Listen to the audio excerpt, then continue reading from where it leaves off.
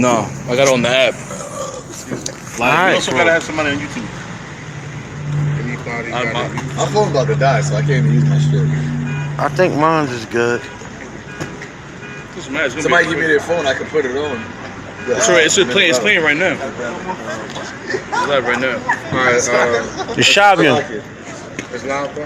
Yeah, it's live right now. Oh, okay. All right. Shalom. Call aloud. You have Bashim Yahshua. Bashim Kakadash. All praise to you have Bashim Yahshua. Brothers just coming from the movie theater watching The Purge, trying to get whatever edification on these last days that was being brought out. I'm gonna just give a couple of takes that I saw in the movie. On not a negative side, but one point I like to bring out is that feminism is being pushed, because you have like the women's being playing the part of the heroes now. Like you got the Equalizer 2 with Queen Latifah playing Denzel and all that, because you had the woman putting in work, killing off men, while the men was like with the guns like playing behind. Then you had the woman giving orders on like where to go, what to do, and all of that. So that's they pushing feminism in the movies. And prior to that, you had the Michael Myers thing come out, and they showed the woman killing Michael Myers. And like the previous Michael Myers, Jamie Lee Curtis beat Michael Myers' ass in the kitchen on the one-on-one fight. You know what I'm saying? So they pushing the feminism real hard. And also, I want to say another point, and I'm gonna pass it off as far as the movie Issachar. It's many points, and brothers can hit different points. But Issachar, when he had came and calmed the horse in the beginning, that was like real powerful, because he was like, I know someone that could tame this beast. And basically the spirit of Jake, the horse was wild, and the horse is power. So the spirit of Jake was actually able to tame the horse. And that ties back into Isaiah 11, when the animals, the wild beasts, will obey us and respect us, which ultimately represent the kingdom of heaven. So, I'm going to just pass it on to the next one. I do want to reference that same scene with the horse, because right before Issachar came in to tame the horse, Esau got kicked in his damn chest by the horse, because he came to the horse with a cavalier-ass attitude, thinking he was, I'm the shit. The horse is gonna bow down to me because I'm the so-called fucking white man. Excuse my language. But then Issachar came humbly. Issachar came like that, basically. You know what I'm saying? And calmed the horse down, because he was talking to it calm and humble. That goes to show you the spirit, not only of Esau and Israel being the humble people, but also how you really get things done in the spirit is by coming humbly, as opposed to having a big shot cavalier attitude, that'll get you kicked in the chest by a damn horse. Soft answer to me. Done. Anybody else? Now, I just wanted to mention the part where in the movie, it had the southern tribe. You had the Jake in there. You had him working with the northern tribe chick, and in the end, they brought in Gad. So it goes to show you that the ones who was being oppressed, you even had Gad at one time saying, we've been fighting this fight for 500 years. And that fight is basically the fight that was between Jacob and Esau, and especially, Israel over here in Babylon the Great. So in each moment, various parts of the scene, you would see Jake, whether it be the northern tribe or the southern tribe, coming together to fight against Esau. They had the one part where they was in a truck, and they had to do the Nazi guy. You had Jake, help out the northern tribe chick, and towards the end you had Gad, which Gad came out with the bow and arrow. The scripture says that Gad, a troop shall overcome them, but in the end they shall overcome. So Esau, he shows you that he knows, the scriptures, and the Lord, the Spirit of the Lord, ultimately is having this, vibration of the Israelites coming together, the house of David being brought together, Amos 9:11, and going against this devil. So, that was something, only a spiritual person and somebody that would know, the history of the scriptures could understand why they had, all those, the tribes of Israel to collectively come together to fight, against this devil. The bar. And if I may say, if you see, every nation was going against Esau. It was like an ultimate purge against Esau, because Esau was like purging against everybody, and the borderline was America you got to make it to Mexico. Because ultimately, America is connected to Mexico, but they was like, yo, America is going to be destroyed, man. And at the end, they show all of America being destroyed through people who was the purgers against all the people who was fighting against the purge. But when they looked at it, it was looking like ultimate devastation of America. Mm-hmm. Yeah, hey, it's the spirit, because you hear the stuff going off in the background too. It sounds like the guns that was going off in the movie. Because tomorrow Gotta put it like that. so-called 4th of July. Yeah. Also, For some reason, don't go I want to bring out something we brought out years ago. And who's the government of America at this time? The NFFA. The F is the 6th letter of the alphabet. The N is the 14th, and the A is the first. Right. So you put the first, the one with the 1-4, you get 6, and the FF 666. That's one thing I want to talk about. Also, the scriptures tell you that the Most High created the waster to destroy. What is Esau? Esau's the waster. And what did he do with this whole purge? He created something that wound up being so powerful that he couldn't contain it. And people was like, "No, we're gonna purge all the damn time." Right? That's the spirit of Esau. America's a damn purge.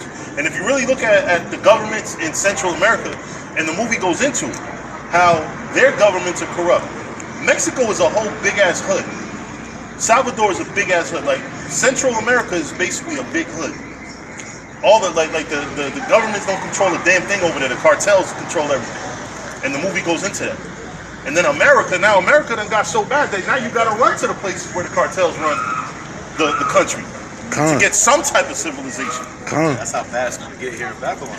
The scripture says what? That there's gonna be a time like never before. So into their own country. Yeah. I was gonna say one last thing.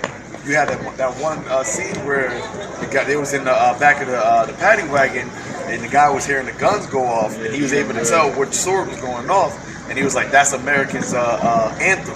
And that goes to show you that Esau that he was blessed with the sword. So that's the anthem of Babylon. The anthem of America is what? It's the sword and shooting and killing, murder. I was just gonna say that, brother, fleeing for the whole country. You think about that movie, you ain't seen none of the other nations except for Esau and Israel. That's all you saw in there. There was no Moab, there was no Ishmael, there was no none of them. So it show who the war is really amongst. It's amongst Israel and Esau. Antagonist and protagonist. That's the protagonist and antagonist of the Most High movie. Those are the main characters. You had the villain with Esau, and you had everybody else with Jacob. You had to keep Edomites. You had to put in there to say you got to Edomites that down. But that's not going to happen in the war. It's not there. Every Edomite is going to be like that. That woman that was pregnant, and the dude, he's going to do what he's doing early in the movie. It ain't going to be that switch up and like, I was off thinking the way I felt, and now we're together. It ain't going to be none of that. But ultimately, my point was only that it was only Esau and Jacob in the movies. That's who the war is really among. Because that's the prophecy of the two nations at war with each other in the womb. Yeah, you had Esau, in the beginning, the Escarite dude, he said, "Yo, what's the problem between me and y'all? Like, like what's up?" He's like, "Yeah, I just think our people should stick with our people and your people should stick with your people, whatever. I ain't got no issues with the child, whatever." And then that's when his child was born in Mexico. So it's like now, he had, now those people took his child in, and now his child is a citizen. Now he talked all that shit about the Escarites, whatever. And now he's humble towards them. Yeah. But what he said was heavy though, because our people got more fucked up under segregation than integration. Right. Because what he said was heavy. You mean the other way around? Yeah. You got more fucked up by segregation than integration? Right. Because by integration, when we was integrated together, it was less, it was more brotherly. We was more poor, but it was more brotherly love. It was less, Israelite on Israelite crime amongst us. But when we became segregated, that's when our people really, really went downhill. So what he said was, even though, this baby is born in Mexico, he had a different outlook. But what he actually said had a lot of validity to it, because we was more better under integration than segregation.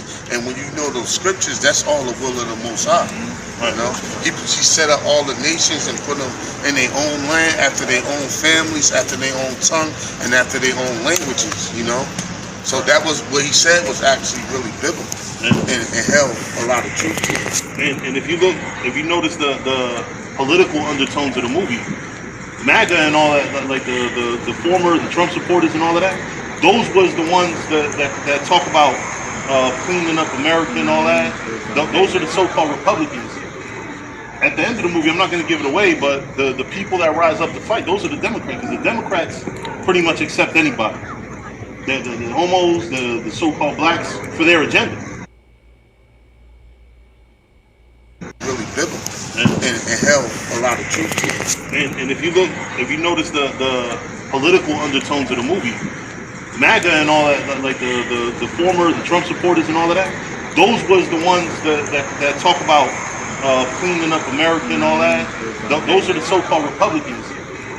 At the end of the movie, I'm not going to give it away, but the people that rise up to fight, those are the Democrats. Because the Democrats pretty much accept anybody. The homos, the so-called blacks, for their agenda. The Republicans, they're the ones that want to make America great again. So they want to purge out all the immigrants, and really only the immigrants of color. You know what I mean? But the last thing I want to bring out is that so-called white guy that got kicked in the chest by the horse wound up having to humble himself at the end of the movie. And just like the brother brought out a brilliant point, he had his baby in after talking all that shit about we should be segregated. Your baby now is a Mexican citizen. And the Mexicans delivering his baby. Yeah, That's right. And they called it the Forever Purge, you know, because it started off as, remember, he said this is all planned, you know, by the elites. So it was all one big scheme. It was called the Forever Purge, going to Amos 1 and 11, that Esau kept his hatred, a perpetual hatred towards Jacob, you know, and it was supposed to be one day, and also going to Psalms 55 and 20, like he had broken this covenant, because even though it said it broke out of control, you gotta remember it was a part in the movie when he was like, all of this is set up. Right. Because from who? Not really the Republicans and Democrats, them puppet politicians, but the higher up elites. Because what's part of the main part of the Georgia Guidestone, number one, to depopulate the earth. So an annual purge is depopulating the earth, but a continual purge reached that goal of 500 million from 7.5 billion or 7 billion people on the planet today, if you could get a continual purge. So this devil done broke his covenant, like Psalms 51, 55, and 20 and 21 says, and Amos 1 and 11 say he had kept his hatred forever, a perpetual hatred towards Jacob. That's so right. That's all the prophecies. You know, with that, Hey, you know, that's all I got to say. And when you look at what actually happened in America last year, gun sales was at all-time high last year. So That's right. they're even building up to this position to where something that happened like in that movie can actually happen in real life. Because a lot of people are on edge with the whole, you know, the jabs and the non-jabs, you know, the whole political system with the election. You have a lot of people being divided. So a lot of people really, to this day, a lot of people still think that Trump is the president of the United States, and they don't really even accept, you know, Biden, and that friction between, you know, this type of people and this type of people is growing more and more and more. You know, and ultimately you're seeing Jake be in the political world being pandered to. You know, whether, you know, they just had the Juneteenth, a holiday. You know, they're trying to, you know, make Jake more accepted in politics. You know, for the facial, you know, on the face, but it's making a lot of Edomites actually grow more disdain against Jake, because they're thinking that, oh, you know, our country is going to shit, and we're just giving all these Jakes all these you know, benefits and things like that. And with the New Zealand shooting, with the New Zealand shooting, if you ever, brothers could type in that manifesto, what was like a couple years ago. Yeah. And his manifesto, he was saying that, like, yo, these foreigners is coming in and basically taking over shit, and we trying to keep American like pure and white, because you got certain Edomite towns that's not, like, you got certain areas in America that's straight Edomites. Even when I go fishing at through the pole at sometimes, it was straight Edomites there for years. I even get out of there around like right now, I'll be gone. Because it's like straight Edomites. It's like you can feel the racism up there. But lately when they go up there to go, at fish or whatever, and you see like Issacharites, not too many Southern Kingdom, but it's a lot of Issacharites, Elam, and other dark faces that's invading these so-called like pure white communities. So Esau is not really able to like wake up and look at his neighbor and see like, an Edomite. It might be a Jake. It's like a whole mixture. Yeah. So you got reverse from the birth rates dying, from marriage dying, from people not reproducing like that. And I mean, that's happening overall on the human race, period. With Israel on down to the Edens. But Esau being the minority compared to dark faces, his race is even fading out because a lot of their women is swinging on the poles of the other nations, and a lot of Edomites men is coming homos and not even reproducing. So the ones that's conscious of that is like, nah, we gotta hold on to our kingdom because this is their shit. America is their last hope. This is their kingdom, and they trying to fight tooth and nail to keep this shit alive. But you gonna try to heal Babylon, but she is not healed. Take ointment for her wound, take balm for her pain, but she is not healed. She gonna go down the drain. Right. And with that, it's a lot. There is one thing that I did want to bring out. If you remember, I know you peeped it earlier in the movie where they was having a conversation and the woman was talking about how beautiful and great America is, and her husband.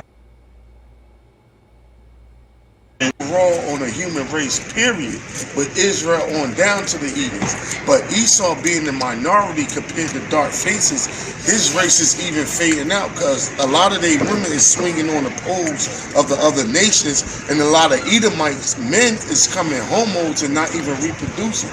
So the ones that's conscious of that is like, nah, we gotta hold on to our kingdom because this is their shit. America is their last hope. This is their kingdom, and they trying to fight tooth and nail to keep this shit alive. But you gonna try to heal Babylon, but she is not healed. Take ointment for her wound, take balm for her pain, but she is not healed. She gonna go down the drain. Right. And with that, it's a lot. There is one thing that I did want to bring out. If you remember, I know you peeped it earlier in the movie where they was having a conversation and the woman was talking about how beautiful and great America is, and her husband was like, "You really believe that?" And she's like, "Yeah." So he was on some "I love you anyway" type shit. Yeah. And then if you look throughout the rest of the movie, she pretty much takes over. She's the one with the backbone and shit. What she said? Of course, it's Hollywood. feminism. If I may say, what did she say when he asked her that? She said, "That's what I choose to believe." Yeah. So like that's she really, profound, that's just saying like, I don't really believe it 100%, but I choose to believe that. It's the matrix. It's the imagination. It's the facade. That's why they came. That's why Issachar comes here. That's why they did that. It's like Issachar came here for that facade of the American dream. But the whole movie, they saying that you got the Edomites saying that the American dream is over.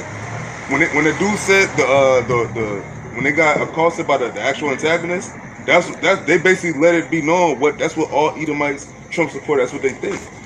That's what them Edomites, the dude that he calls Mama or whatever he's calling her. That's really what the Edomites think, because they were the main ones that brought on the program that the whole movie was about. Listen, it's not just Trump supporters. No, I just said that. No. Yeah. But I want to clarify something.